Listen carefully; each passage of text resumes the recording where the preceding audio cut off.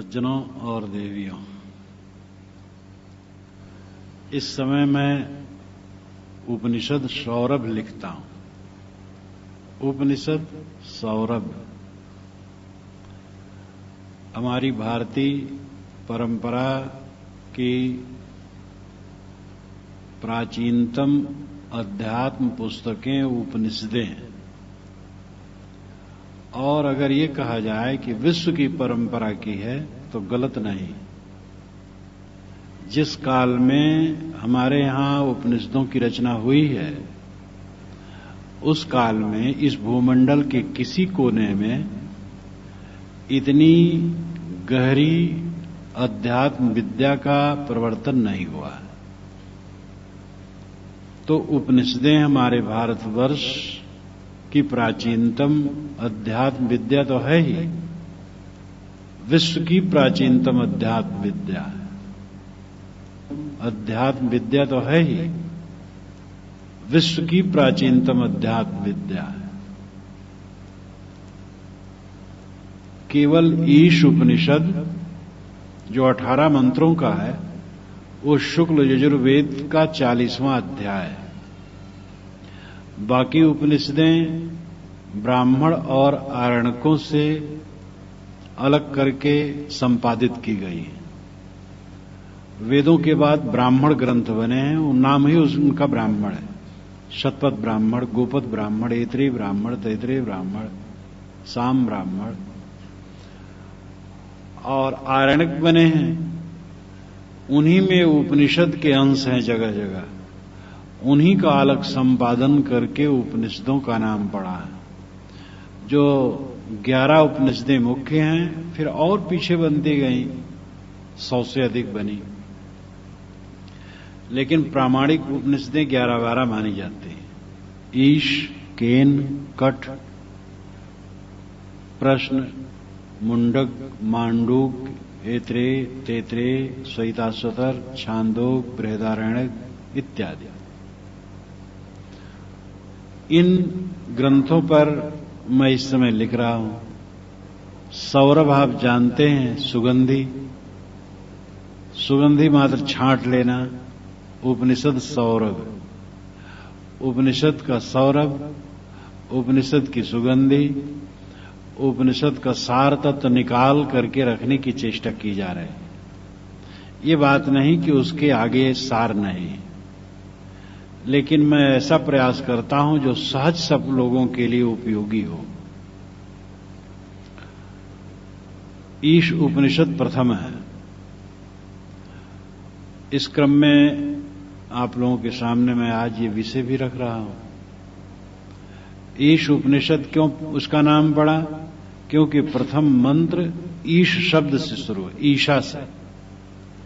ईशावास्यम इदम सर्वम यत्किंच जगत्याम जगत तेन त्यक्तेन भुंजीथा मां गृध्ध कस्य सिद्धनम। ये पहला मंत्र है। ईशावास्यम इदम सर्वम। ईशा शब्द स्त्रीलिंग है, ईश शब्द पुल्लिंग। मंत्र में ईश नहीं है, ईशा। दैवी संप्रदाय वाले, शक्ति संप्रदाय वाले, दुर्गा संप्रदाय वालों की दृष्टि इस पर पड़ी है कि नहीं पता नहीं। अगर वे इसका अर्थ करें तो उनके लिए बड़ा सरल है। ईश पुल्लिंग है, ईशा स्त्रीलिंग है। ईशा का अर्थ संस्कृत कोश में है ऐश्वर्य, ऐश्वर्य संपन्न स्त्री, दुर्गा। ईशा का अर्थ ईश्वर नहीं। ईशा शब्द पुल्लिंग है, उसका अर्थ ईश्वर है। लेकिन उपनिषद के व्याख्याकार और चिंतक ज्ञान मार्गावलंबी हुए हैं प्रायः, इसलिए ईशा से अर्थ हुए ईश्वर की है। ईशा वास्यम। वास्य का मतलब होता है बसाना, बसाने योग्य। वास नहीं है, वास नाम बसा हुआ। और वास्यम का अर्थ है, वास्य का अर्थ है बसाने योग्य, बसाना चाहिए। ईशावास्यम इदम सर्वम, इदम नाम यह, सर्वम नाम सब, यत्किंच जो कुछ भी है, जगत्याम जगत, जगत में जगत, जगत में जगत जो कुछ भी है, इस सब में ईश्वर को बसाना चाहिए। ये इसका अर्थ है, ईश्वर को बसाना चाहिए। एक अवधारणा करनी चाहिए, हम जहां हैं ईश्वर है, और हम गलत करेंगे तो दंड देगा, अच्छा करेंगे तो अच्छा फल देगा। या उसी का सब कुछ है, मेरा नहीं है। इस भावना को लाने के लिए ऋषि जनता से कहते हैं, ईशावास्यम इदम सर्वम यत्किन जगत्याम जगत, जगत में जगत जो कुछ भी है, वो कहने का तरीका है, मतलब इस पूरे जगत में ईश्वर को बसाओ, ईश्वर बसाने योग्य है, ईश्वर बसाना चाहिए, ईश्वर की अवधारणा करनी चाहिए। एक अवधारणा होती है, दूसरी अनुभूति होती है। इन बातों पर भी ध्यान दीजिए। अवधारणा एक कल्पना होती है, अनुभूत साक्षात्कार होता है। अनुभूति जिसमें दो राय नहीं, और अनुभूत सब में वही एक होती है। उस स्थिति में जब साधक पहुंच जाता, सबकी अनुभूति एक होती है, लेकिन अवधारणा एक नहीं होती। जितने साधक हैं, जितने संप्रदाय वाले हैं, सबकी अवधारणाओं में अंतर होता है। और जब अनुभूति में पहुंच जाएंगे, 10 संप्रदाय के साधक हों, सच्ची अनुभूति में पहुंच गए तो वहां फर्क नहीं होगा। तो अवधारणा और अनुभूति में अंतर है। अवधारणा है कि हम ईश्वर की कल्पना करें कि जहां हम हैं ईश्वर है, और उसी का वो सब कुछ है, और मुझे सावधान रहना चाहिए, गलत नहीं करना चाहिए। ये अवधारणा हुई। और अनुभूति, अनुभूति क्या है? सबके अंदर में जो आपा है, सबके अंदर में जो चेतना है, वह ईश्वर है, और वह है ही। अवधारणा नहीं करना है, उसकी तो केवल अनुभूति करना है। और जहां आप रह रहे हैं, वहां सब जगह अंतर साक्षी देख रहा है। जो करोगे भरोगे, टल नहीं सकता है। अपने कर्मों के संस्कार अपने को कचोटते हैं। हम पानी के अंदर में चले जाकर के कुकर्म करें, हम समझते हैं कोई नहीं देखता है। कमरा बंद कर लें, वहां कुकर्म करें, हम समझते हैं कोई नहीं देख रहा है। जंगल में चले जाएं, पर्वत के खोह में चले जाएं, आकाश में उड़ के चले जाएं, कुकर्म करें, और हम समझते हैं कोई नहीं देख रहा है। लेकिन अंतर साक्षी देख रहा है। असली भगवान, जो अनुभूत भगवान है, देख रहा है। सबके अंदर में बैठा हुआ जो आत्मा रूपी परमात्मा, वो देख रहा है, और उससे छिपाना बिल्कुल असंभव है। और आदमी अपने किए हुए कर्मों के संस्कारों से हरदम पीड़ित रहता है, इसीलिए, और आनंदित भी रहता है। अच्छे कर्म करो तो उन अच्छे कर्मों के संस्कार हमारे चित्त में गुदगुदी पैदा करते हैं। गलत कर्म करें तो कचोटते रहते हैं। इससे कोई बच नहीं सकता। अपने को कितना ही समझावे, अरे और लोग भी हैं, ऐसी गलतियां बड़े बड़े लोग करते हैं, ज्ञानी लोग भी कर देते हैं, हम ही थोड़े किए हैं। कितना हम अपने मन को फुसलावें, समझावें, लेकिन नींद नहीं आएगी ठीक से, चैन नहीं पड़ेगा। अगर गलत करेंगे तो ये जो अंतर साक्षी है, अंतर में बैठा हुआ भगवान है, ईश है, ये क्षमा नहीं कर सकता। ये कहने का भी तरीका है, वो बैठा है और आप दो नहीं, आप मजबूर हैं। आपके साक्षित्व में हुए कर्मों के संस्कार आपके चारों तरफ लिपटे हैं, और वो आपको छोड़ नहीं सकते हैं।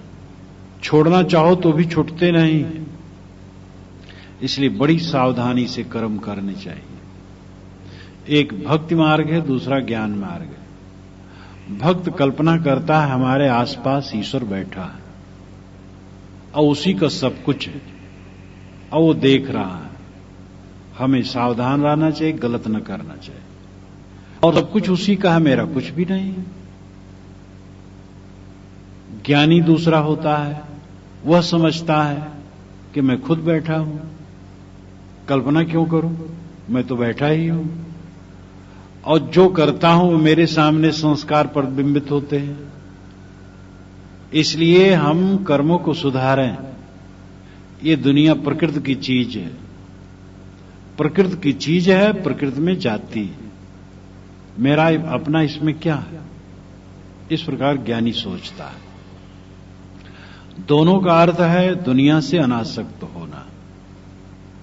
इसीलिए निचली पंक्ति में ऋषि कहते हैं, तेन त्यक्तेन भुंजीथा मां गृद्ध कस सिद्धनम। तेन नाम संसार, त्यक्तेन त्याग पूर्वक, भुंजीथा जीवन निर्वाह करो। भुंजीथा मतलब जीवन निर्वाह करना, खाना पीना, कपड़ा पहनना, घर द्वार का उपयोग करना, प्राणी पदार्थों का उपयोग करना, ये त्याग पूर्वक इसका उपयोग करो, राग पूर्वक नहीं। खाओ आसक्त होकर नहीं। आसक्त होकर के खाओगे पीछे परेशान होगे। एक जगह बाबा लोगों का समाज पड़ा था बाग में, गांजक दम चल रहा था, रामायण की कथा हुई, गांव वाले सुनने आए तो उसमें आया, पंक्ति आई, गूढ़ो तत्व न साधु दुरावे, आरत अधिकारी जो पावे। इसका अर्थ है कि आरत नाम दुखी, करुणा से विगलित, जिसके अंतर निर्वेद है कि संसार के बंधनों से हम छूटें, ऐसे जिज्ञास को जब संत पाते हैं तो गूढ़ तत्व छिपाते नहीं, वो बताते हैं। गांव वाले थे, कुछ अनपढ़ थे, कुछ भोले भाले थे, वह आरतकार समझे रात।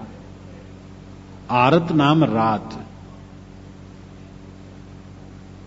एक संत एक जगह सुबह उठ करके पाठ कर रहे थे। एक पारक सिद्धांत की एक पुस्तक है, तो उसमें है कि छित जल कैसे है, चेतन मिलखट वस्तु है, इस संसार अनादि स्वयं है। चेतन मिलखट वस्तु है, इस संसार अनादि स्वयं है।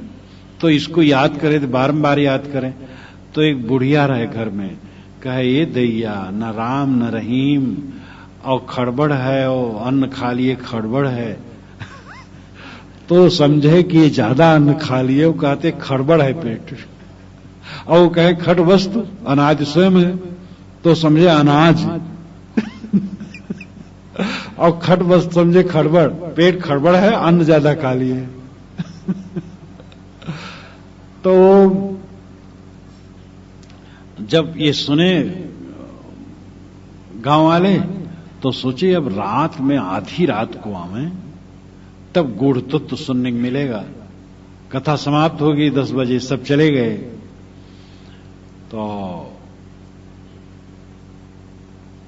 इतने में कुछ रात बीती, जब तो आए, झुरमुट में खड़े हो गए कुछ ऐसे लोग। तो एक ने कहा, वो महात्माओं में जो थे, कहे कि कहो रे, उसके यहां गया था तो कितना बढ़िया हलवा बना था। हाँ महाराज जी, वहां का हलवा तो क्या पूरा घी में था, और मेवे भी उसमें खूब पड़े थे। कहे और ये तो कुछ गंवार आदमी है, ये तो केवल दाल भात खिला दिए। कहे हाँ महाराज, अब ये समझ नहीं पा रहे हैं। कहे और वहां जो 2 महीने पूर्व गया था, वहां जो मालपुआ बना था कितना बढ़िया था। तो मालपुआ और हलवा और ये सब की चर्चा महाराज लोग करने लगे। तो गांव वाले सोचिए ही गुड़ तत्व है।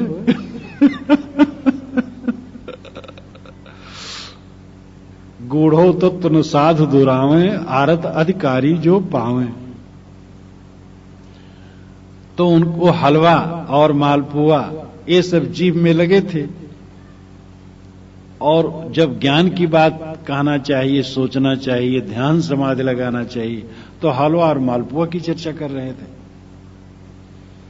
हम जहां जहां रागमान होते हैं वहीं वहीं हमारा मन फंसता है और वो हमें बेचैन करता रहता है।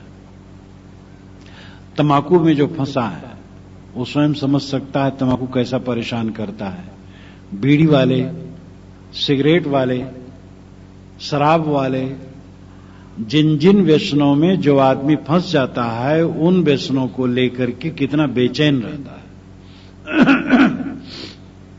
एक लड़की एक लड़का दोनों कॉलोनी में हैं और दोनों आमने सामने कभी कभी दिखाई भी देते हैं, लेकिन कोई मतलब नहीं। कभी इकट्ठे हुए बातचीत कर लिए, एक दूसरे से अपने मन को जोड़ लिए। अब एक दूसरे को देखे बिना बेचैन है, रहा नहीं जाता है। ये निरर्थक सरदर्द, और इसमें हम भावुक हो जाते हैं। जहां जहां हम अपने मन को लगा देते हैं वहीं वहीं हमारे लिए फंदा तैयार हो जाता, फांसी तैयार हो जाती। तो ऋषि कहते हैं तेन तिक्तेन भुंजी था, इन संसार के पदार्थों का उपयोग त्याग पूर्वक करो। मां गृद्ध, लोभ न करो। मां नहीं, गृद्ध लोभ, लोभ न करो। कस्य धनम, धन किसका है? कितनी ऊंची बात ऋषि कहते हैं। कस्य धनम, इतना पर्याप्त है। बीच में सित आया है, सित इसको निपात कहते हैं। संस्कृत काव्य में निपात है, वर्णागम है, शब्द आ गया है। जैसे पानी कांजी, रोटी उटी खाए तो रोटी तो सार्थक है, ओटी निपात है, वर्णागम है। ऐसे शब्द आ गए जिनका कोई उपयोग नहीं। वेद के मंत्रों में भी ऐसे शब्द आए हैं जिनका कोई अर्थ नहीं, वो केवल छंद के जोड़ में आ गए। यहां भी कस्य सिद्ध धनम, कस्य धनम इतना ही पर्याप्त है। सिद्ध की कोई उपयोगिता नहीं, उपयोगिता है केवल उसको बैठाने में। कस्य सिद्ध धनम, धन किसका है? धन किसी का नहीं। जिस धन को आज हम धन मानते हैं, अनेक लोग उसको अपना मान करके चले गए और आगे भी अनेक लोग चले जाएंगे। जिस कॉलोनी में हम लोग रह रहे हैं, अनेक लोगों के खेत थे, उसको खरीद लिया था सिंधी जो भट्ठा वाले थे। उन्होंने जमीन में से मिट्टी निकाली, जितनी मिट्टी उनको ईंटा लायक थी निकाली, बाकी कंकर मिल गई, छोड़ दिए। फिर वे बेच दिए और यहां कॉलोनी बनी। अब हम लोग कहते हैं हमारा है। कुछ दिन के बाद क्या हम लोग यहीं रहने वाले हैं? पड़ाव समझें, निवास न समझें, ये भूल न कर ले। निवास है, पड़ाव है, हम सब का केवल पड़ाव है। जब से कॉलोनी बनी कई लोग उठ के चले गए, मकान बनाए, गृह भोज किए और उठ के चले गए। वो हम लोगों को भी ऐसे जाना है, इस बात को हम भूल जाते हैं। ऋषि कहते हैं कस्य सिद्ध धनम, धन किसका है? केवल उपयोग करने के लिए तुम्हें मिला है। उपयोग करो, अनासक्त होकर के उपयोग करो। अपने मन को कहीं बांधो न। केवल एक मंत्र क्या, आधा मंत्र का उपयोग कर लिया जाए जीवन में। तेन तिक्तेन भुंजी था, मां गृद्ध कस्य सिद्ध धनम। इन सांसारिक पदार्थों और प्राणियों का उपयोग त्याग पूर्वक करें, अनासक्त होकर के करें। अनासक्त होकर के खाइए, देखिए आप ज्यादा नहीं खाइएगा। अनासक्त होकर के पीजिए, आप ज्यादा नहीं पीजिएगा और गलत नहीं खाइए पीजिएगा। अनासक्त पूर्वक व्यवहार करें तो सारा व्यवहार सुंदर होगा। अनासक्त निर्मोह होकर के बच्चे का पालन पोषण करें तो पालन पोषण बड़ा सुंदर होगा। मोह बस आप बच्चों को और कमजोर करते हैं। कितनी माताएं बड़ी मोही, बच्चा गिर पड़ा, हाय हाय बच्चा हमार गिर पड़ा, बच्चा बहुत चोट लाग गया, अब बारंबार बहुत चोट लाग गई, बहुत चोट लाग गई, मार और उसको कमजोर बना रही। अरे गिर गया ठीक है, गिरेगा पड़ेगा मजबूत होगा, मार कमजोर बने बैठे हो। अपने मन को बलवान बनाओ, विवेकवान बनाओ। जीवन में अमृत कहां उदय होता है, आनंद के फूल कहां खिलते हैं? मौत की याद में। लेकिन इसको एक दूसरे के विरोधी लोग मानते हैं। मौत की याद मत करो। मौत साथ साथ अगर स्मृत में रहे तो जीवन में आनंद के फूल खिलते हैं। हमारा पूरा जीवन आनंदमय होता है। मौत की बिल्कुल याद हम नहीं करते। इसीलिए अचानक कोई स्वजन मरता है तो हम छाती कूट कूट के रोते, और अपना जाने का अवसर आ जाए एकदम डूब जाते हैं निराशा के गर्त में। त्याग पूर्वक जीवन निर्वाह लेने को हम सोच नहीं पाते। तेन तिक्तेन भुंजी था, जीवन का सारा निर्वाह त्याग पूर्वक करो, कहीं आसक्त हो करके न करो। कस्य धनम मां गृद्ध, लोभ न करो। कस्य धनम, याद रखो धन किसी का नहीं। जिस शरीर को अपना शरीर हम मानते हैं, दर्पण में कई बार देखते हैं चेहरा, वो पता नहीं किस खेत का मिट्टी है, और पता नहीं 10 दिन में किस खेत का मिट्टी बनेगा। जितने कण हमारे माने गए चेहरे में चिपके हैं, ये कण न मालूम कितने के चेहरे बने हैं, और न मालूम कहां कहां क्या बने हैं और बनते चले जाते हैं। करोड़ों करोड़ों कण इसमें हरदम प्रविष्ट होते हैं, और करोड़ों करोड़ों कण इससे निकल करके बाहर हो जाते हैं। ऐसे ते घर को घर कहे गंवारा, सो बैरी हो गरे तुम्हारा। कबीर साहब ने कहा, अरे गंवार, ऐसे घर को तू अपना घर कहता है जिसमें तेरा एक कण नहीं है। ये ममता के कारण तो ये बैरी बन गया। ठाकुर काजर, ठाकुर कारी। कालिक आंख में लगे तो कज्जल है, गाल में लगे तो कालिक है। अगर इसी का साधन में उपयोग करें शरीर का, तो ये मोक्ष दायक है, और राग द्वेष में उपयोग करें तो यही बंधन देता है। संतुलित भोजन करें तो अन्न अमृत है, असंतुलित करें तो विष है। वही अमृत है, वही विष है, सदुपयोग और दुरुपयोग। इसलिए ऋषि कहते हैं, तेन तिक्तेन भुंजीता मां गृद्ध कस्य धनम। और इतना ही नहीं कहते हैं कि तुम त्याग पूर्वक उपभोग करो, त्याग पूर्वक जीवन बिताओ। तो भाई जीवन तो बिताओ, खाओ पियो, लेकिन खाने पीने के लिए करना भी तो पड़ेगा।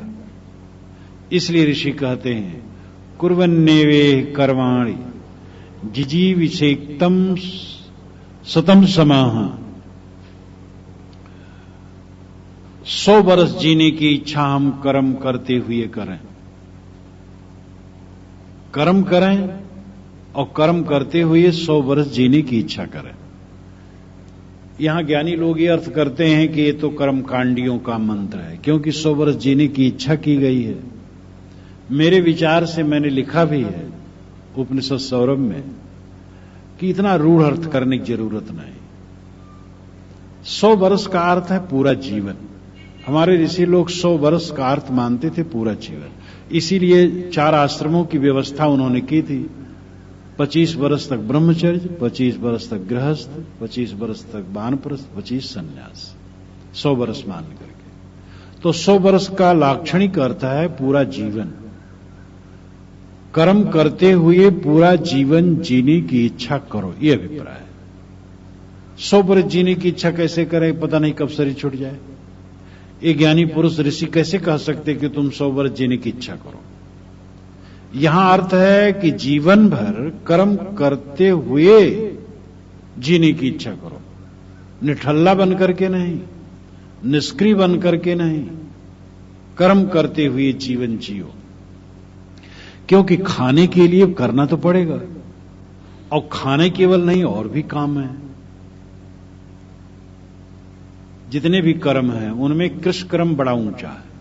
अन्न पैदा होता है, और जीवन में अन्न की आवश्यकता इतनी है कि जितनी आवश्यकता और की नहीं।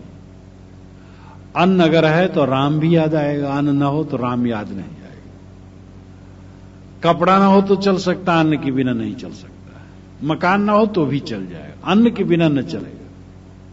अन्न बहुत महत्वपूर्ण है, इसलिए अन्न का पैदा करने वाला विष्णु भगवान है। वो जगत पालक है। विष्णु भगवान जिसको हम कहते, पता नहीं वो कहीं जगत पालन करता है कि नहीं, और कहीं एक बोरा गेहूं कहीं भेजा है कि नहीं। लेकिन ये जो किसान है, करोड़ों करोड़ों टन अन्न पैदा करके सर्वत्र फैलाते हैं, इनको कृषक कहा जाता है। कृषक कहते हैं जो कर्षण करे, खींचे, जमीन से अन्न खींच करके ऊपर ला देता है, इसलिए कृषक है।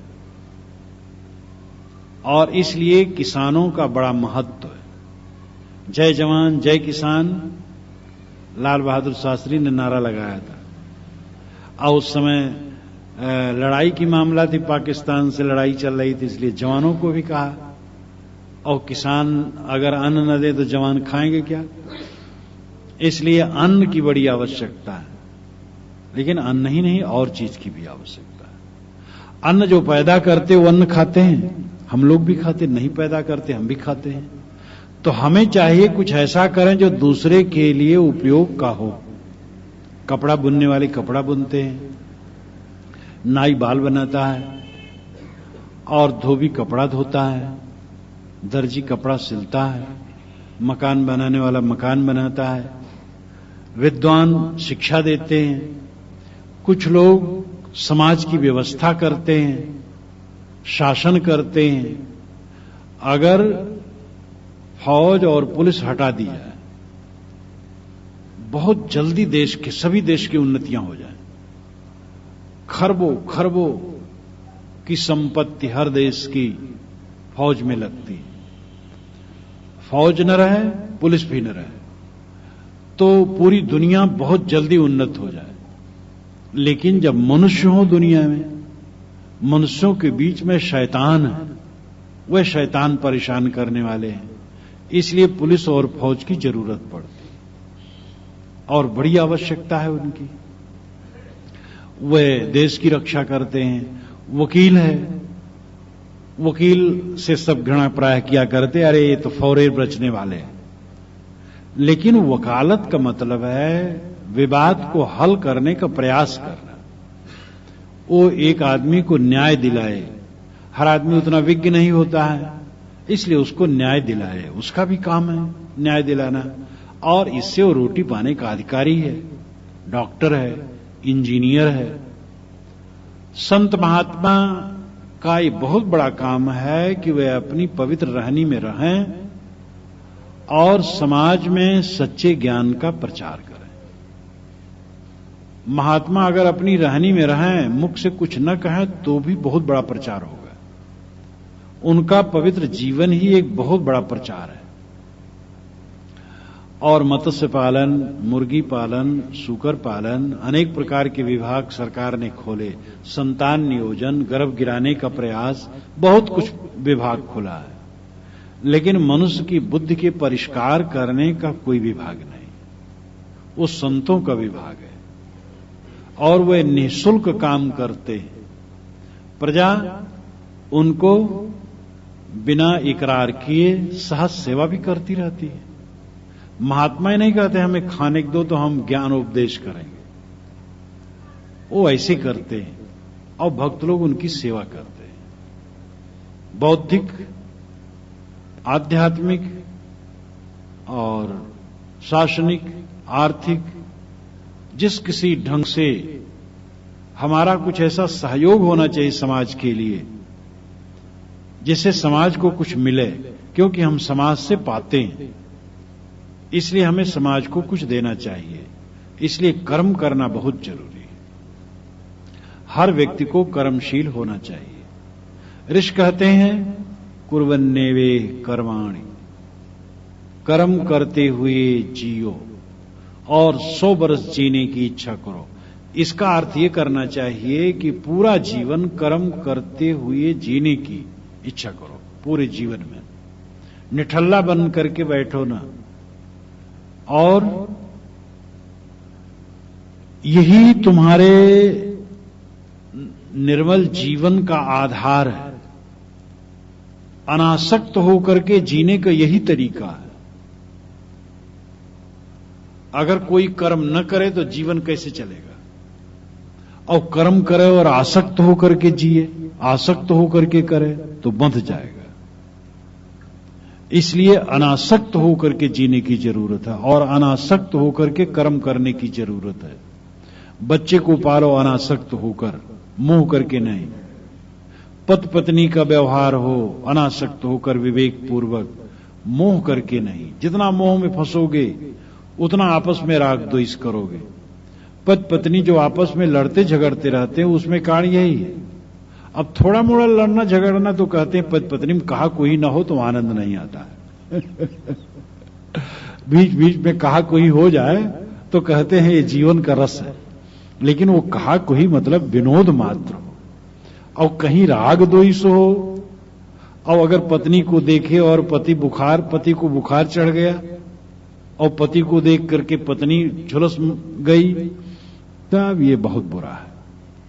विनोद मात्र के लिए कहीं कुआ ठीक है, ज्यादा नहीं। विषाक्त वातावरण न बने।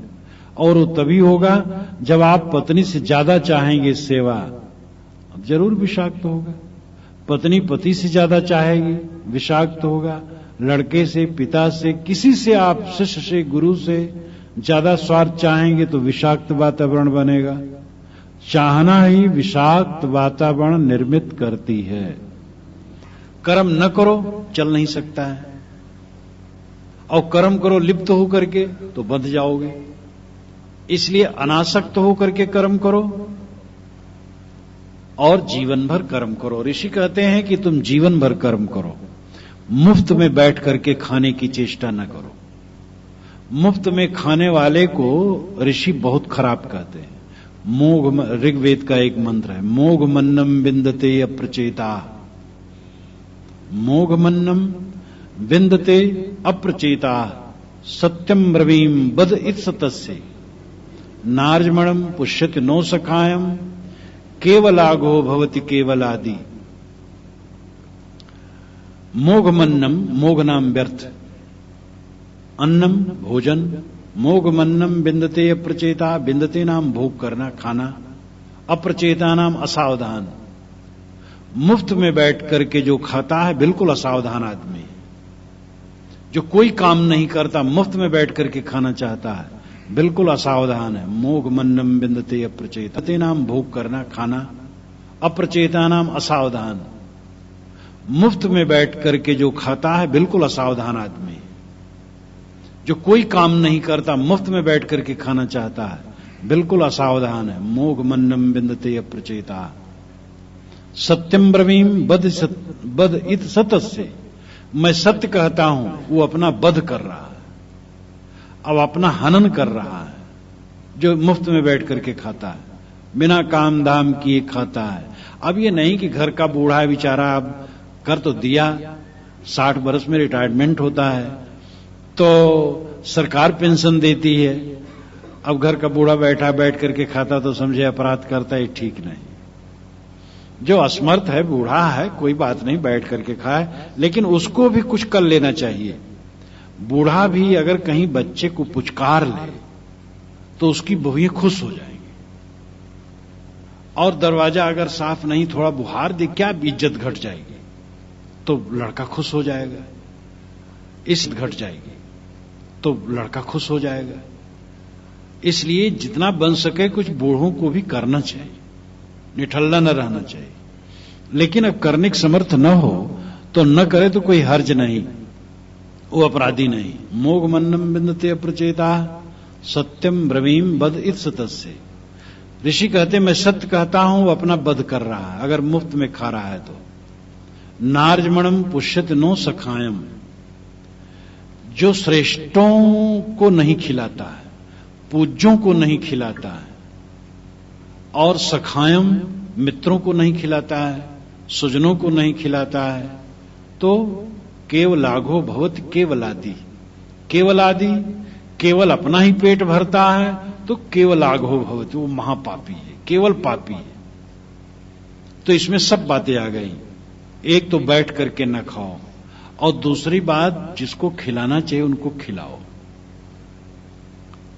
आर्जमणम यानी आर्ज पुरुषों, श्रेष्ठ पुरुषों, विद्वान पुरुषों, त्यागियों, सदाचारियों, पूज्यों का सत्कार करो, उनको खिलाओ पिलाओ।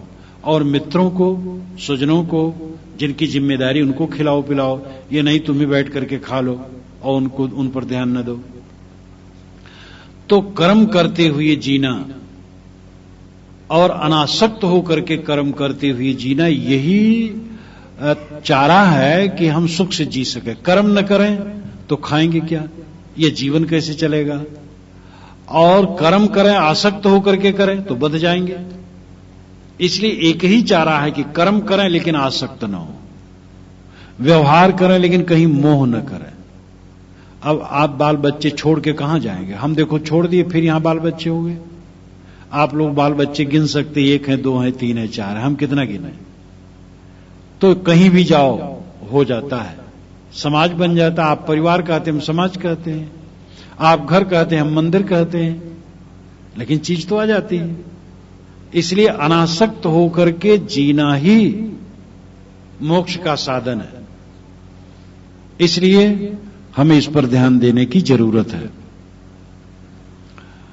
असुर्या नाम तेलोका अंधेन तमसावृता तांस्ते प्रेताभिगच्छन्ति एके चात्महनौ जना।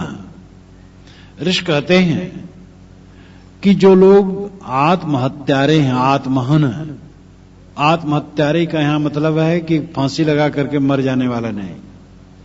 आत्महन उसे कहते हैं जो अपनी आत्मा का उद्धार न करे। गोस्वामी जी ने कहा है, आत्महन गति जाय जो न तरई भवसागर नर समाज अस पाए सो कृतनंदक मंद मति आत्महन गति जाय। ऐसा उत्तम मानव चोला को पा करके जो अपने आत्मा का उद्धार नहीं करता है वो आत्महत्यारा है, आत्मा का हनन करने वाला है। जो भक्ति के पथ में नहीं लगता, ज्ञान के पथ में नहीं लगता, परमार्थ के पथ में नहीं लगता, जीवन के उद्धार में नहीं लगता, वो आत्म हनन करने वाला है। केवल कमाता है, खाता है, विषयों के भोगों में पड़ा रहता है, मोह माया में हरदम उलझा रहता है, वो आत्मा का हनन करता है। तो ऐसी जो आत्मा का हनन करने वाले लोग हैं, ऋषि कहते हैं वे घोर अंधकार में जाकर के डूबते हैं। असुर्या नाम ते लोका अंधेन तमसावृता। असुर नाम का एक लोक है जो घोर अंधकार से ढका हुआ है, उसमें जाकर के डूबते हैं। वो कोई लोक नहीं है बाहर। ये जो हमारी तामसी वृत्ति है यही असुर लोक है। जो दुनियादारी में हरदम डूबा रहेगा उसका मन कहां रहेगा? सुबह से उठ करके स्वाद का चिंतन, क्रोध का चिंतन, काम का चिंतन, मोह का चिंतन, वैर का चिंतन, देह का चिंतन, पत्नी बच्चे का चिंतन, जमीन मकान का, यही सब चिंतन होता रहेगा। आत्मा परमात्मा का चिंतन नहीं होगा उसके मन में। शील, क्षमा, करुणा, प्रेम, सद्व्यवहार का चिंतन नहीं होगा। ज्ञान, भक्ति, वैराग का चिंतन नहीं होगा। और काम, क्रोध, लोभ, मोह का चिंतन होगा। तो जो घोर अंधकार से आच्छादित है लोक, वह लोक हमारा मन है। और प्रकाश से उद्घाटित है वह लोक भी हमारा मन है। जब परमार्थ परायण हमारा मन होगा तो अंदर में प्रकाश होगा, परमार्थ परायण नहीं है तो अंदर में अंधकार होगा। इसलिए हम आत्म हनन न करें। सबको देखना चाहिए कि हम आत्म हनन तो नहीं कर रहे हैं। अगर केवल हम लिपटे हैं सांसारिकता में तो आत्म हनन कर रहे हैं, अपना पतन कर रहे हैं। अपनी आत्मा के उद्धार की चेष्टा हमें करनी चाहिए। हमें समझना चाहिए कि ये शरीर मैं नहीं हूं। शरीर तो एक खोल है और इसमें मैं तत्व निवास करता है। वही आत्मा है और वो अमर है। शरीर मिटेगा, वो न मिटेगा, और वह जैसे करेगा वैसे भरेगा। अगर आज उसने अपने कर्मों को नहीं सुधारा तो वो आत्महनन किया, अपने आप को डुबाया। इसलिए हम आत्महत्यारे न बने। ऋषि कहते हैं, यस्त सर्वाणि भूतान्यात्मन्येवानुपश्यति सर्वभूतानि चात्मानं ततो न विजगुप्सते। जो सभी प्राणियों को अपनी आत्मा में और अपनी आत्मा को सभी प्राणियों में देखता है, वो किसी की निंदा नहीं करता है। कितनी ऊंची बात है। यस्तु सर्वाणि भूतान्य आत्मन्येवानुपश्यति सर्वभूतानि चात्मानं ततो न विजगुप्सते। अपनी आत्मा को सब में और सबको अपनी आत्मा में जो देखता है वो किसी की निंदा नहीं करता है। विजगुप्सते का अर्थ होता निंदा करना, और इसका अर्थ गोपनी छिपाना भी होता है। आज शंकराचार्य ने अपने भाष्य में तो यही किया है। वो रक्षा नहीं करता है। जो जान लिया कि मेरी आत्मा सब में है, सबकी आत्मा मेरे में है, तो अपनी रक्षा करने के चक्कर छोड़ देता है। वो निश्चिंत हो जाता है, मैं तो अमर हूं। लेकिन जुगुप्सा का खास अर्थ है निंदा। वो किसी की निंदा नहीं करता। दोनों अर्थ ठीक है। जो सामान्य अर्थ है वो यही है, निंदा नहीं करता है। और वह एक आरोपित अर्थ है मूल्यवान वो भी। तो सबको अपने में और अपने को सब में देखना क्या है? ये भावनात्मक कथन है। जितने हमारी प्रीतम नगर कॉलोनी के लोग हैं सब एक हैं। ये भावनात्मक कथन है। सब एक तो नहीं, अलग अलग है। जम करके एक में थाक थोड़े हो गए। सबके अलग अलग कर्म हैं, संस्कार हैं, फल भोग हैं। एक कैसे? भावना एक है। तो ये समझे कि जो सबके अंदर में बैठा है वो मेरा ही सजाती है,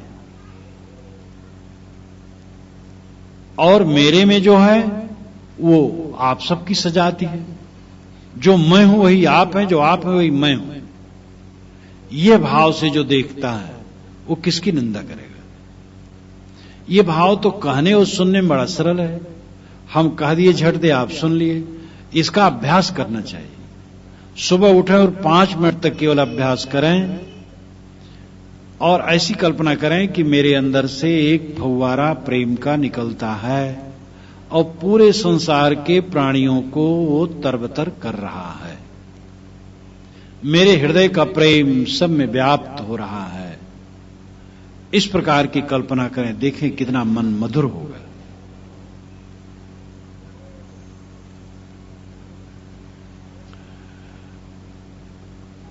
और हमारा मन विषाक्त है, विषैला है। इसलिए हमें सर्वत्र कटुता दिखती है। हमारा मन विषैला न हो तो हमारे अंदर में अमृत की धारा बहे। ब्राह्मण शूद्र, हिंदू मुसलमान, ईसाई यहूदी, वैष्णव कबीरपंथी, वेदांती आर्य समाजी, ये सब सरणियां हैं, संप्रदाय हैं, पंथ हैं। अपने अपने कुछ नियम हैं।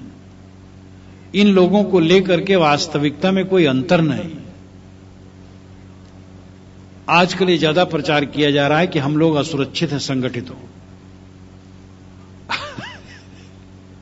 ये पागलपन ऐसा सवार होता जा रहा है सभी वर्गों में कि एक दूसरे से युद्ध करने के लिए गोली बंदूक लेके सामने आ रहे हैं। हम और आप एक ही हैं। ये इसको आज खत्म किया जा रहा है। ये बंद करो। हम एक दूसरे के दुश्मन हैं और ये देश को तोड़ करके रख देगा। ये हमें समझना चाहिए। हम बिल्कुल असुरक्षित नहीं हैं। देखो ऋषि क्या कहते हैं, यस्तु सर्वाणि भूतान आत्मन्यवानुपश्यति सर्वभूतानि चात्मानं ततो न विजुगुप्सते।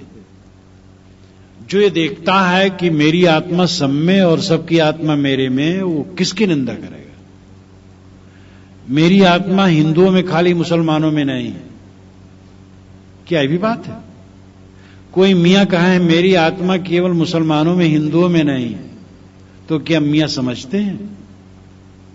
इसी प्रकार आर्य समाजी, कबीरपंथी, वैष्णव, बौद्ध, जैन एक हैं अपनी आत्मा को अपने पंथ वालों में, तो क्या वो समझते हैं? ऋषि तो ऐसा नहीं कहते हैं, वो तो सब में कहते हैं। हम अपने को सब में देखें और सबको अपने में देखें, हमारे सब सजाती। इसी भावना का प्रचार सदगुरु कबीर ने बहुत जोर तोड़ से किया। उपनिषद से मिलाया जाए तो कबीर साहब के विचार काफी मिलते हैं, और इन्हीं विचारों की आवश्यकता है। घर में 4 लोग आप रहते हैं और 2 से प्रेम करें, 2 से बैर करें, आपका घट कुछ दिन में टूट जाएगा। आपके देश में जितने लोग रहते हैं उनमें कुछ में तो प्रेम करें, कुछ से बैर का बीज बोएं, देश आपका टूट करके रहेगा।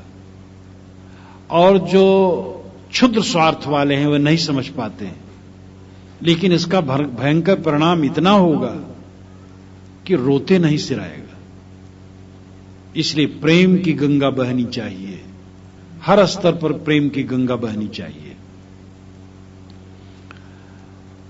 ऋषि कहते हैं जस्मिन् सर्वाणि भूतान्य आत्मयो अभूत विजानता तत्र को मोह कह शोक एकत्वमनुपश्यति।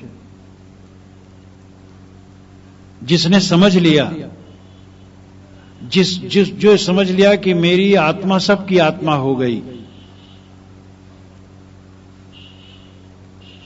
उस सब में अपने को और अपने को सब में देख लिया, का मोह का शोक, उसको मोह कहा और शोक कहा और भय कहा। इसको हम देखना शुरू करें तब काम बनेगा। केवल ये प्रवचन का विषय न समझें, श्रवण का विषय न समझें, प्रयोग का विषय समझें। इसका प्रयोग इंजीनियरिंग कॉलेज में जहां पढ़ाया जाता है तो बच्चों को पढ़ाया जाता है, फिर उसका अभ्यास कराया जाता है। जहां लोहार बैठा होता है और अच्छे डिप्टी और कलेक्टर और कमिश्नर के लड़के वहां जाते हैं और लोहा गलाते हैं और सर से पकड़ते हैं और कूटते हैं, वो सब अगर करेंगे इनके ना तो कागज में पढ़ने से क्या होगा। डॉक्टर कागज में पढ़ लें और प्रयोग न करें तो क्या होगा। ऐसे हम लोग ज्ञान की बातें पढ़ लें, कह लें, सुन लें और प्रयोग न करें, जीवन में मधुरता न आए, प्रेम की गंगा न बहे, तो ये प्रवचन से क्या होगा। प्रवचन का उपयोग हमारे जीवन में होना चाहिए। तो ऋषि कहते हैं कि जिसकी आत्मा सबकी आत्मा हो गई, जो ये मान लिया कि सब मेरे सजाती हैं, सब तेरे तू सबनिका काको जाने रिसाए, घाव काहि पर घालो जित देखो तित प्राण हमारो। साहब कहते हैं कि मैं किसको चोट पहुंचाऊं, जहां देखता हूं हमारा प्राण प्यारा है। सहृदयम सो मनुष्यम अविद्वेषम कृणोमि वह अन्यो अन्यम अभिहरयत वत्सम जात मेवाघ नया। यह भी वेद का मंत्र है। ऋषि कहते हैं कि अपने मन को कैसा बनाना चाहिए, कोमल बनाना चाहिए, द्वेष रहित बनाना चाहिए और एक दूसरे से व्यवहार कैसे करना चाहिए, जैसे नवजात बछड़े से उसकी मां गाय करती है। अन्यो अन्यम अभिहरियत वत्सम जात मेवाघ नया। अघनया, अघनया नाम जिसको मारना नहीं चाहिए। गाय के लिए अघना शब्द का प्रयोग वैदिक काल में हुआ था। गाय लोग पहले मारते थे तो उसको बंद किया गया, कहा भाई अघनया है, नहीं मारना चाहिए। तो गाय का नाम ही रूढ़ हो गया अघनया, नहीं मारने योग्य। वत्सम जात मेवाघ नया, गाय जैसे अपने नवजात बछड़े को प्यार देती है, वैसे अन्यों अन्यम अभिहर्यत, हम एक दूसरे के साथ व्यवहार करें। कितना ऊंचा विचार है। और इसमें कोई भेद नहीं, आर्ज से करें अनार्ज से न करें, ऐसा ऋषि ने नहीं कहा। आवाज की भाषा में वही समझ लो, हिंदू से करें मुसलमान से न करें, शैव से करें शाक्त से न करें, कबीरपंथी से करें वैष्णव से न करें, ये नहीं। और भारतीय परंपरा तो यही नहीं कि मनुष्य करें और बगैर मनुष्य न करें। भारतीय परंपरा तो यह है कि कुंजर कीरी सबके साथ करुणा का व्यवहार। भारतीय परंपरा के अतिरिक्त परंपराओं में तो कितनी परंपरा ऐसी भी हैं कि अन्य प्राणी मारने खाने के बने, मारते खाते तो यहां के भी लोग भी हैं, सब जगह है। लेकिन भारतीय परंपरा के शास्त्रों में लिखा गया है कि जीव मात्र को वह तत्व समझो और किसी प्राणी को तकलीफ देने की चेष्टा न करो। अंधम तमः प्रविशन्ति ये अविद्याम उपास्ते ततो भूयुते तमो या वो विद्यामृता। ऋषि कहते हैं कि जो अविद्या में लीन है वह घोर अंधकार में डूबे, और जो विद्या में डूबे हैं वह और घोर अंधकार में डूबे। यहां कबीरी भाषा बोल रहे हैं ऋषि। कबीरी भाषा जगह जगह है। अभी और समय से आएगा कबीरी भाषा उपनिषद में, आप लोग सुनेंगे। क्या पूछना, कबीरी भाषा का मतलब है क्रांतिकारी भाषा। सत्य जैसे है वैसे कह देना, एक कबीरी भाषा है। तो ऋषि कहते हैं अंधम तमः प्रविशन्ति ये अविद्याम उपास्ते, जो अविद्या की उपासना करते हैं, यानी केवल विषय भोगों में डूबे हैं, वे घोर अंधकार में डूबे। लेकिन ततो भूयु ते तमो या वो विद्यामृता, ततो उनसे भूयु, भूय नाम बहुत, यू नाम समान, यानी मानो बहुत ज्यादा डूबे हैं जो विद्या में लीन है, विद्या में आ सकते हैं। शास्त्र का अहंकार है, आत्मा परमात्मा की व्याख्या बड़ी सूक्ष्मता से करते हैं। अपने दोषों को ढकने का उनको तरीका खूब रहता है। प्रवक्ताओं को कहेंगे मेरी आत्मा तो निर्लेप है, कुछ छू नहीं जाता है, इंद्रियां भोग करती, मैं थोड़े करता हूं, मैं तो शुद्ध आत्मा हूं। वाह, तो दूसरे को भी क्यों उपदेश करते हो? क्योंकि वे अज्ञानी है, हम ज्ञानी हैं। अज्ञानी, अगर अज्ञानी की इंद्रियों से कुकर्म होता है तो उसको पाप नहीं लगता है, उसके निंदकों को लगता है। और ज्ञानी के इंद्रियों से पुण्य होता है तो उसके भक्तों को लगता है। ये भक्तों को वर्गलाने और निंदकों को धमकाने के लिए ये सब षड्यंत्र है। ज्ञानी पाप करेगा तो उसको फल लगेगा, पुण्य करेगा उसको लगेगा। भक्त लोग सेवा करते हैं तो सेवा का फल अच्छा होगा, निंदक निंदा करते हैं उनको बुरा फल होगा। लेकिन ज्ञानी कोई कुकर्म करे तो उसके निंदकों को लगे। ज्ञानी मतलब क्या है? खाली बौद्धिक ज्ञान ज्ञान है? तो ऋषि कहते हैं कि जो ज्ञान बघारते हैं, अवाचरण नहीं है, वो तो और घोर अंधकार में डूबे हैं। जो दुनियादारी स्त्री बच्चे माया मोह में डूबे हैं, वह तो कभी जब ज्ञान हो जाएगा तो उचाट हो जाएगा और उनको वैराग भी लग सकता है। और जो ज्ञान के प्रमाद में है, अवाचरण नहीं है, बौद्धिक ज्ञान में डूबे हैं, वे कभी चेत नहीं सकते। वो पंडित और मसालची दोनों सूझे ना आए, ये साहब ने कहा है। मसालची जब दिखाता है तो दूसरा तो देखता है लेकिन उसको नहीं दिखाए, क्योंकि आंख के सामने रहता है, वो एकदम अंधकार लगता है। तैसे पंडित का अर्थ ये नहीं कि तिवारी पांडे ही पंडित। जो कोई बहुत जानकार हो, विद्वान हो, अवाचरण न करे तो उसको भी नहीं सूझता है। एक दाहिना पैर हम बहुत आगे कर ले, बाएं पैर बहुत पीछे कर ले, बहुत तान करके कर ले, तो आप देखेंगे कि न आप खड़े हो पाएंगे न बैठ पाएंगे, गिर पड़ेंगे। तो जानकारी का कदम तो बहुत आगे हो गया, अवाचरण का कदम बहुत पीछे, तो फिसलना है न, फिसलना के सिवा और क्या है?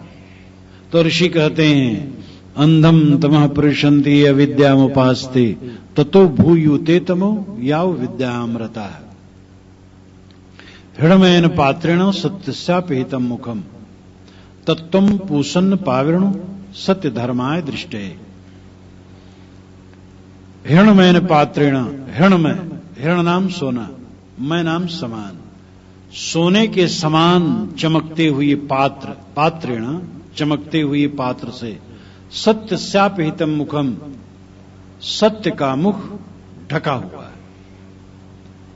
कितना अलंकारिक भाषा में वर्णन है। हिरणमयन पात्रेण सत्यस्यापिहितम मुखम, सोने के समान चमकते हुए बर्तन से सत्य का मुख ढका, यानी दुनिया के चमक दमक में सत्य का मुख ढका है।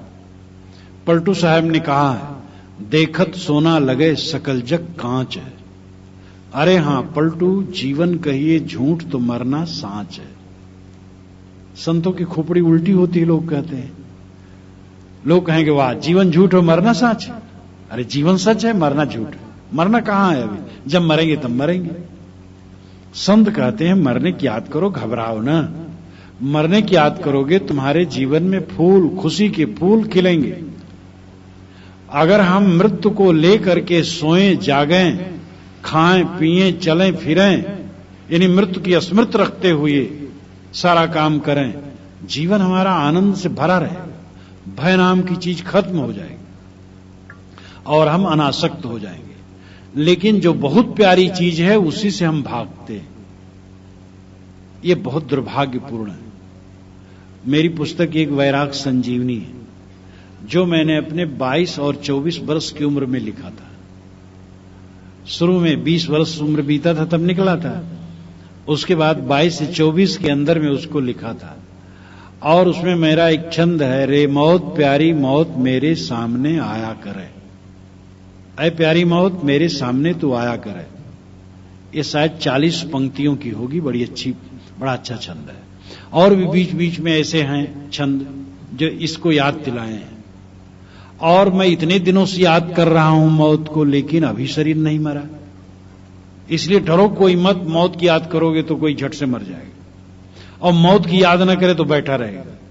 मौत की याद करने से अनासक्ति होती है, निर्भयता होती है, प्रसन्नता आती है, और आदमी सब समय सुखी रहता है। तो ऋषि कहते हैं चमक दमक में तुम्हारा सत्य ढका हुआ है। चमक दमक क्षणिक है, सौंदर्य क्या है? एक व्यामोह, सौंदर्य एक पागलपन, सौंदर्य बहुत थोड़े समय के लिए। तो हिरणमयन पात्रेण सत्यस्यापिहितम मुखम तत्त्वम पूषन्न पाविरणु, तत्त्वम उसे तुम, पूषन्न अपोषण चाहने वाले साधक, अपाविरणु हटा दे, उस बर्तन को हटा दे। क्यों हटा दे? सत्य धर्माय दृष्टे, सत्य धर्म के दर्शन के लिए हटा दे। सत्य तेरा आत्मस्वरूप है और उसको समझना, उसमें स्थित होना ही धर्म है। और वह चमक दमक से ढका हुआ है, देहाभिमान से ढका हुआ है। दुनिया की उपलब्धियों को हम सच्ची उपलब्धि मानते हैं।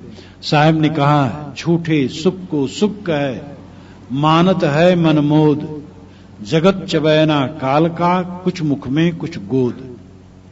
कुमारी बोधबिल ने इस पर रीच करके लिखा है। कुमारी बोधबिल पश्चिमी जगत की एक बहुत बड़ी विदुषी है। जब वो चलती तो उसके साथ लोग चलते हैं, सब साधन लेकर के एक एक शब्द टांकते रहते हैं। कवि साहब पर उसने बड़ा काम किया है। तो कुमारी बोधबिल अभी बिल्कुल अभी स्वस्थ हैं और कोई बूढ़ी भी नहीं है। तो उन्होंने कहा है, जो उन्होंने इसमें कहा है, जो कुछ किया उन्होंने इंग्लिश में किया है, और साहब की वाणियों को भी इंग्लिश के छंदों में ही अनुदित किया, जो बड़ा कठिन काम होता है। तो उन्होंने इंग्लिश में ही इस पर टिप्पणी की है। उसका अभिप्राय है कि भारतीय परंपरा में ही नहीं, पूरे विश्व की परंपरा में इस विषय में ऐसा बेजोड़ वचन शायद किसी ने नहीं कहा। बहुत भावुक होकर के रीच के कही है। इसकी व्याख्या में झूठे सुख को सुख कहे, हम लोग झूठे सुख को सुख कहते हैं। मानत है मनमोद, दुनिया की वस्तुओं में हम खुशी मानते हैं, खुश होते हैं। लेकिन जगत चबैना काल का, कुछ मुख में कुछ गोद। ये जगत तो काल का चबैना है। काल ने कुछ को तो गोद में रखा और कुछ को मुख में डाल लिया। हम चबैना चबाते कैसे करते हैं? कटोरी में गोद में रख लेते हैं, थोड़ा मुख में डालते हैं और फिर गोद में बाकी है। वो एक एक को तो डाल रहा है धीरे धीरे। माली आवत देख के कलियां करी पुकार, फूली फूली चुक गई काल हमारी बार। तो ऋषि कहते हैं कि चमक दमक में सत्य का मुख ढका हुआ है, इसलिए चमक दमक को हटा दो। अपनी दृष्टि में चमक दमक न रखो, विचार करो। किसी के सौंदर्य को देख करके मोहो मत। सौंदर्य 2-4 वर्षों का है, कुछ उसमें दम नहीं। सारा संजोग, सारी गुदगुदी क्षण में बिखर जाएगी। इसलिए संत अंत ऋषि कहते हैं, वायु अनिलम अमृतम अत इदम भस्मांतम शरीरम कर्तौ अस्मर कृतम अस्मर कर्तौ अस्मर कृतम अस्मर। वायु अनिलम अमृतम अथ इदम भस्मांतम शरीरम। अंत में शरीर भस्म हो जाएगा। वायु प्राणवायु अनिल में, विराट वायु में मिल जाएगा और आत्मा उससे अलग हो जाएगी। ये दशा आने वाली है, सबका आएगी, कोई बचेगा नहीं। विद्वान अविद्वान, साधु गृहस्थ, बहुत रागी विरागी, कोई नहीं बचेगा। कोई बहुत राग करे दुनिया में कि मैं तो यहीं रहूंगा, बचेगा नहीं। जाना है और अचानक जाना है। इसलिए ऋषि कहते कृतम अस्मर कृतौ अस्मर कृतौ अस्मर कृतम अस्मर कृतौ अस्मर कृतम अस्मर। जोर डालते हैं, अपने कर्मों का स्मरण करो। तुम जो कर रहे हो उसका ख्याल करो। आज तक जो तुमने किया उसका ख्याल कर, और आज जो कर रहा है उसका ख्याल कर। कर्मों को सुधार। अवंत में एक दिन आएगा, ये प्राणवायु विराट वायु में मिल जाएगा और शरीर भस्म हो जाएगा और ये हंसा उड़ करके चल देगा। वो कैसे वो भजन आया है कि समय का पंछी उड़ते जाए, तो पंछी, ये पंछी तो उड़ जाएगा। हंस, भारतीय भाषा में तो हंस आत्मा को कहा गया है और कबीर साहब ने तो सर्वाधिक कहा है। अपनी केवल बीजक में बहुत कहा है, अपनी वाणी में खूब कहा है। हंसा प्यारे सरवर तज कहां जाए। ये हंस इसमें बटाऊ के रूप में, हंस बटाऊ माए, जैसे बटोही हो, कहीं आके टिक गया हो चल दे, तैसे हम लोग प्रीतम नगर में आके टिक गए हैं और चल देना है। तो ऋषि अंतिम बात याद कराते हैं, वायु अनिलम अमृतम अतिदम भस्मांतम शरीरम कृतौ अस्मर कृतम अस्मर कृतौ अस्मर कृतम अस्मर। शरीर भस्म हो जाएगा, प्राणवायु विराट वायु में मिल जाएगा, आत्मा अलग हो जाएगी, शरीर भस्म हो जाएगा। यह दिन निरंतर आ रहा है। इसलिए ऐ साधक, अपने कर्मों का स्मरण कर। तू अपने कर्मों को सुधार। तेरे से गलत कर्म हो गए हैं तो फिर गलत कर्म न हो, उसके लिए पश्चाताप उतना हो जिससे तू कमर पकड़ करके बैठ न जाए। गलती हो तो इतना पश्चाताप न करना चाहिए कि बस पश्चाताप में मन खराब हो जाए।